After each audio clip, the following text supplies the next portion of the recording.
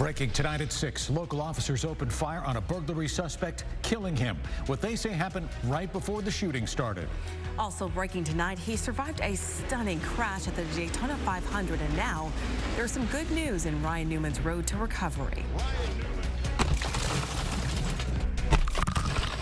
Tonight, West 2 investigates sunroofs exploding, and some drivers say it's happening while they are on the road. What the government says it's doing to stop these dangerous scenes. West 2 News starts now with breaking news. Breaking off the top at 6, a burglary suspect has been shot and killed at an apartment complex in Orlando. Officers swarmed the Summerfield Apartments on Kirkman Road near Conroy Road. West 2's Amanda Dukes is live. Amanda, officers say the man threatened them. Yeah, the Orlando police chief told me that this suspect was armed with a gun, and two of his officers had to struggle with the suspect to get that gun away from him. Now, this whole confrontation went down at the back of the Summerfield Apartments off Kirkman. According to Orlando police, the armed burglary suspect was fatally shot in the back of the Summerfield Apartments off Kirkman Road. They say officers had to wrestle this gun away from the man. They attempted first aid, but the suspect died. Obviously, the last thing we want to do is to fire a gun in a situation like this, but when your life is put in question as far as danger, then obviously the officers have a responsibility to act. Police Chief Orlando Rolone said the incident started when an undercover officer noticed a stolen car and followed it to a property behind the Summerfield Apartments. When backup officers arrived, the suspect got out of the stolen car and ran. Rolone said the suspect had a gun, and at some point there was a confrontation that ended with the suspect being shot by the officers. So at this point, FDLE will determine exactly how many rounds were fired. At this time, we believe that the only shots that were fired were from our officers. Rolone said the area where the suspect had driven the stolen car was the scene of a residential burglary earlier in the day. When detectives looked at surveillance video of the break-in, they determined the suspect who was shot is the same man who committed the burglary and had apparently returned to the scene. The chief said, sadly, today's violence could have been avoided. This is a situation that could have been avoided if the individual had not resisted by running and actually being in possession of a weapon and not letting go of that weapon. Now, the two officers involved in the shooting and a police recruit who was with them have all been placed on leave. That's standard practice while FDLE investigates. The chief said the recruit did not fire his weapon. We are also awaiting tonight the identity of that suspect who was shot and killed. Live in Orlando, Amanda Dukes, West 2 News. Also breaking tonight, encouraging news about veteran NASCAR driver Ryan Newman. Despite the horrific crash at the end of the Daytona 500 that sent him to the hospital last night, we are now hearing that he is awake and talking. West 2's Dave McDaniel has the latest. Smoke, sparks, cars smashing into one another, but nothing like Ryan Newman. Launched off the nose of another car, landing on his roof before sliding to a stop. Taken to the hospital, seriously hurt, but non-life threatening, according to his race team. I mean, we're in like a cocoon type of seat where, like, you know, we're like a horse with blinders. On Live with Kelly and Ryan, Daytona 500 winner Denny Hamlin spoke of the safety built into the cars, making it harder to see side to side because there's protection there. And he spoke of his injured fellow racer. Obviously, we're thinking of Ryan and his family. This is Ryan Newman. Is he doing okay? Do you know anything about Yeah, I mean, they updated later last night saying that, you know, it wasn't life-threatening and, you know, hopefully he makes a full recovery. And a significant afternoon update from Ryan Newman's race team saying he is awake and communicating with his family and with doctors here at the hospital. Earlier in the day, the race team president said in a tweet he wanted to thank the NASCAR community for the incredible outpouring of support and compassion for Ryan. And he added, "Your thoughts and prayers have comforted us all."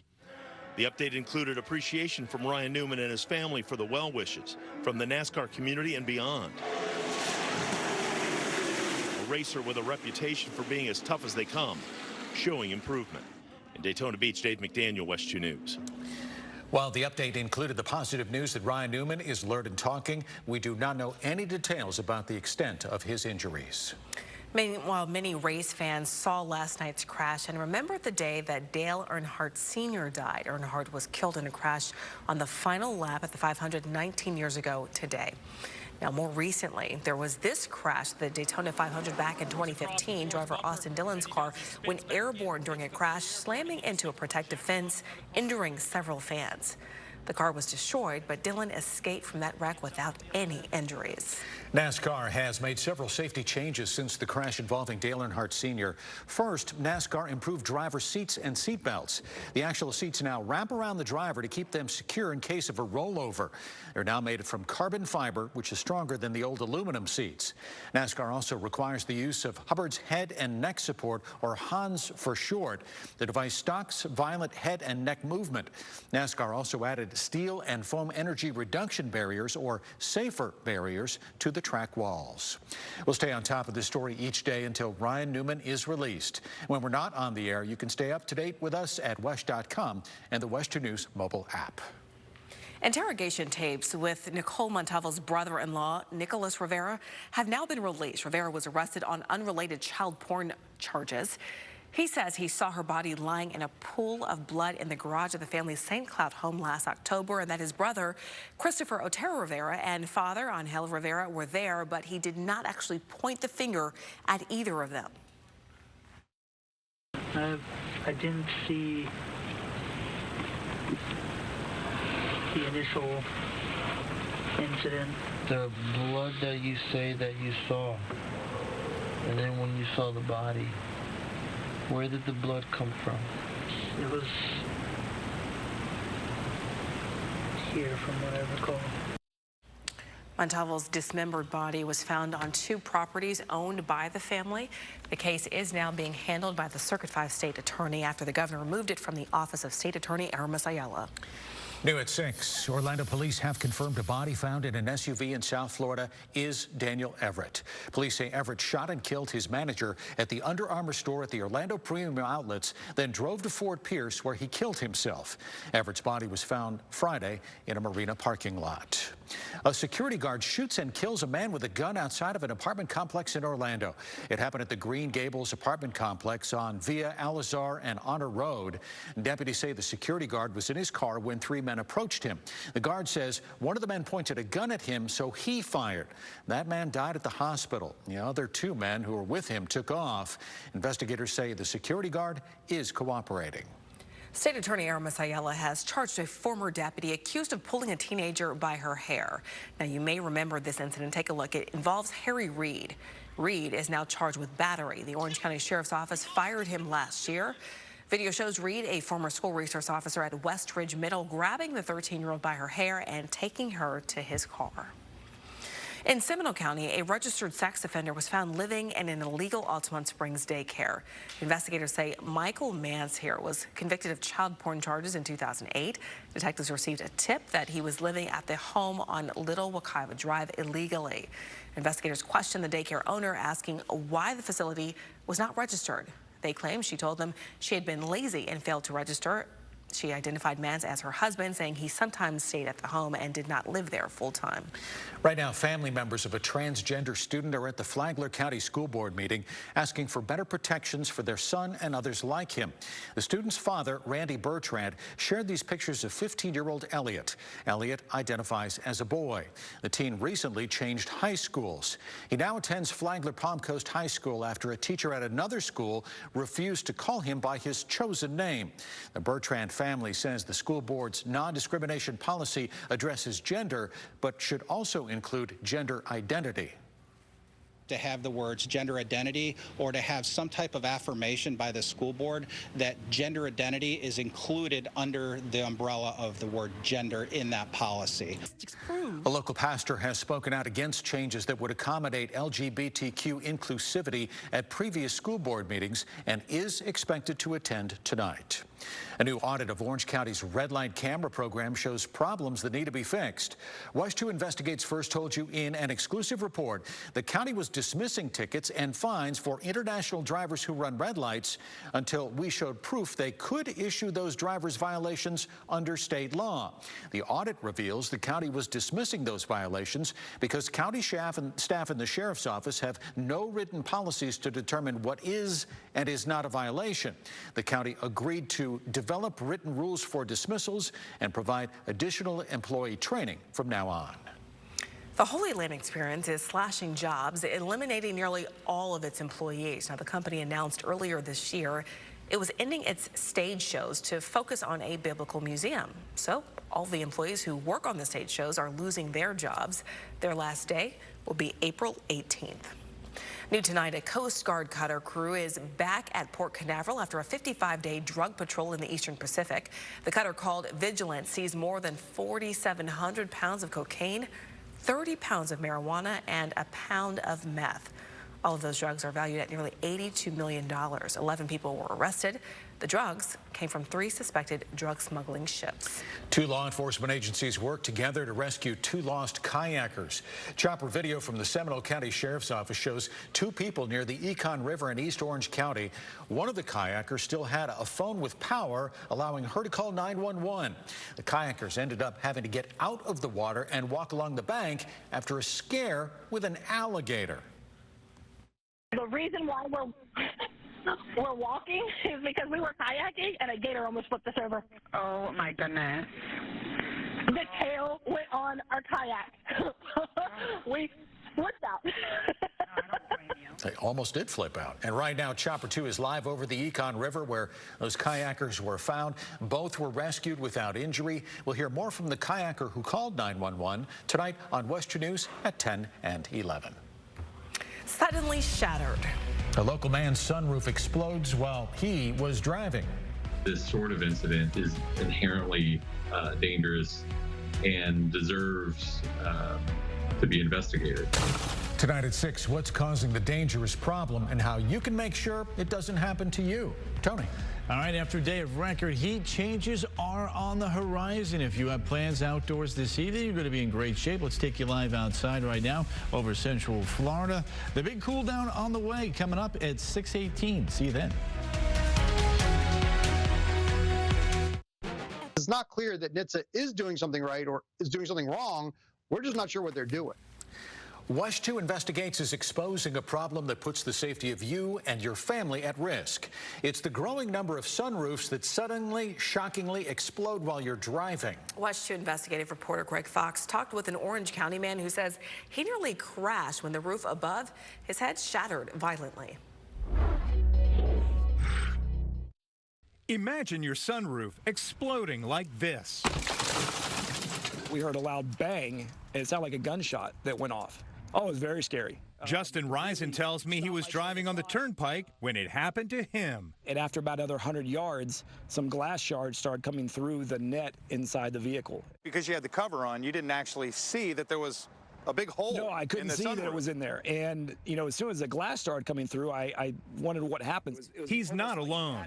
Drivers across the country have their own frightening stories of sunroofs mysteriously shattering. This sort of incident is inherently dangerous and deserves to be investigated. Jeff Plungus of Consumer Reports did his own investigation, pouring through years of government complaints. He found that between 1995 and late 2017, 859 complaints to the National Highway Traffic Safety Administration, or NHTSA, of exploding sunroofs. The reports cover 35 auto brands and at least 208 models. 71% of those incidents have happened since 2011, with the growing popularity of larger panoramic sunroofs. NHTSA has been investigating the complaints since 2013 and could force manufacturers to follow standards in how they make and install glass roofs.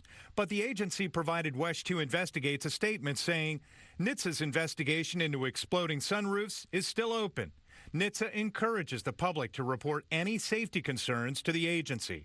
We want them to conclude their investigation that's been dragging on for 7 years. So why is this happening, and what's being done about it to keep you safe? Auto safety groups point to the type of glass that's typically used to make sunroofs. It's tempered, which means it breaks into small pieces instead of shards. That's different than the windshield, which is made of laminated glass.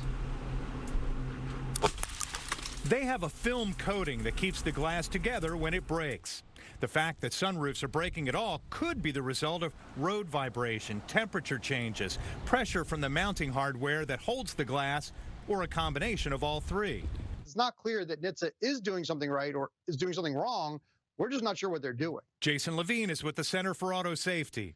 He says if the government doesn't act, manufacturers owe it to consumers to extend sunroof warranties or compensate owners when this happens. It's happening enough that you could point to this as a manufacturer and say, we've got a small issue here. It seems to be happening occasionally. Let's make this consumer whole. Let's pay for the replacement here. This whole side here was actually up probably about this much higher.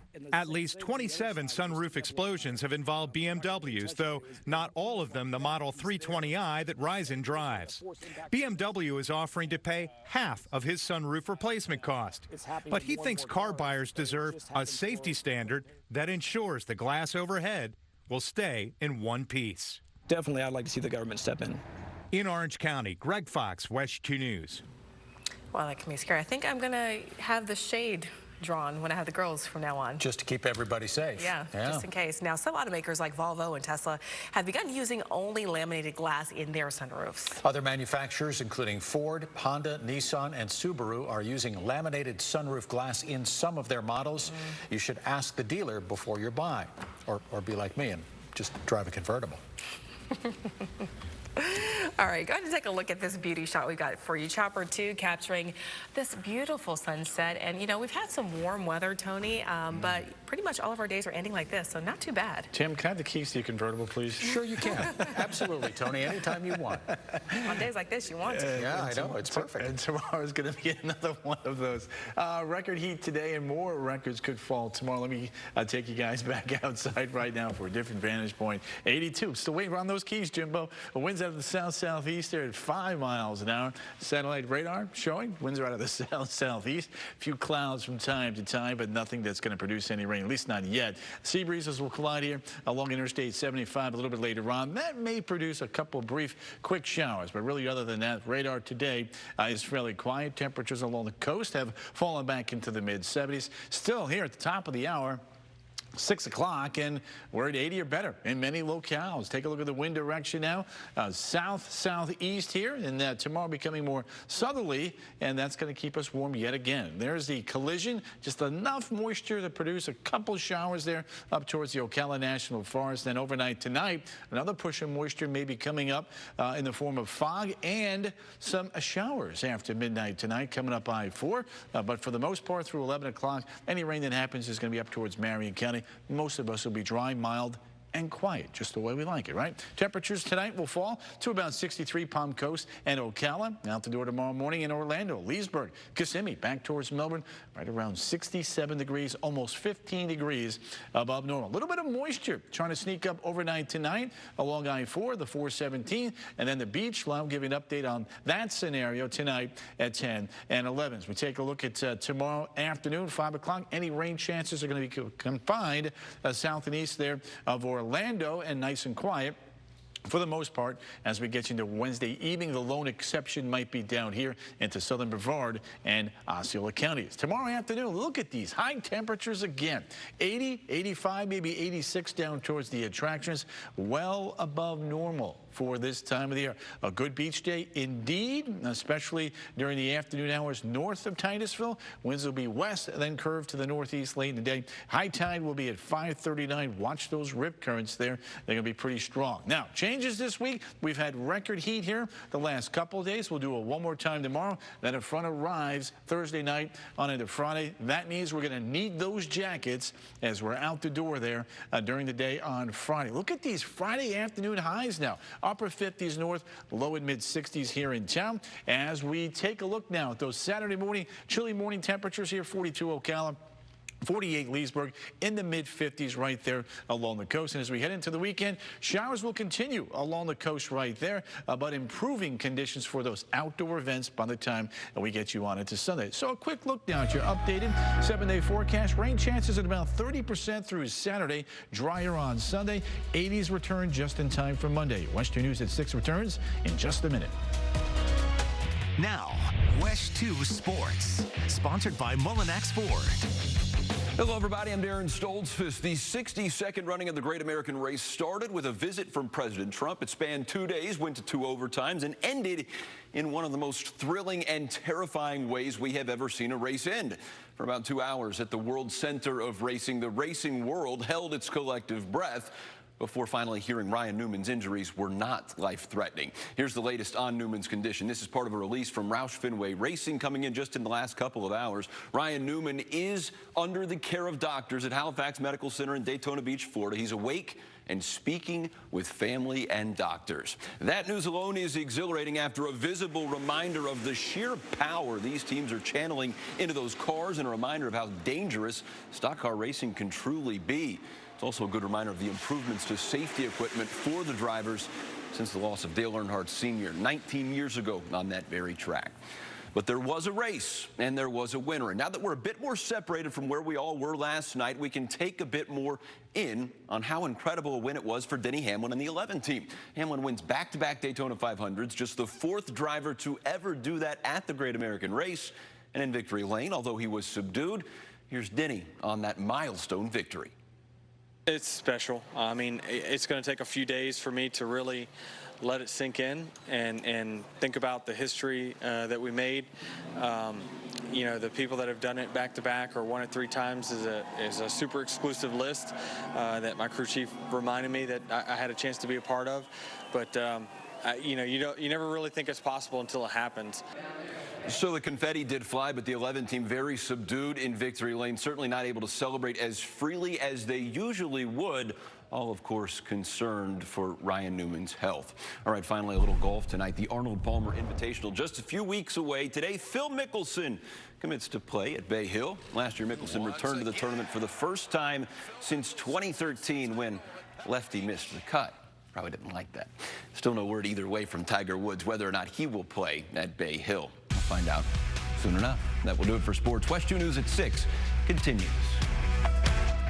Princess Lola is on her way to New York. Last night at 6, we brought you the story of Lola from Oviedo. She's an English bulldog heading to the Big Apple for the Today Show's new Best in Show competition.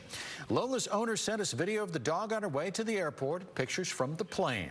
Lola will be on the Today Show tomorrow morning as one of 6 finalists for the Best in Show contest. A school board meeting underway right now in Flagler County where a local family wants the board to do more to protect transgender students. West 2 is at that meeting and will let you know what happens. Plus, 2 kayakers rescued after a scare with a gator. We spoke with a kayaker who called 911, all new tonight. That's our report for tonight. NBC Nightly News with Lester Holt is next. We'll see you again tonight at 10 and 11.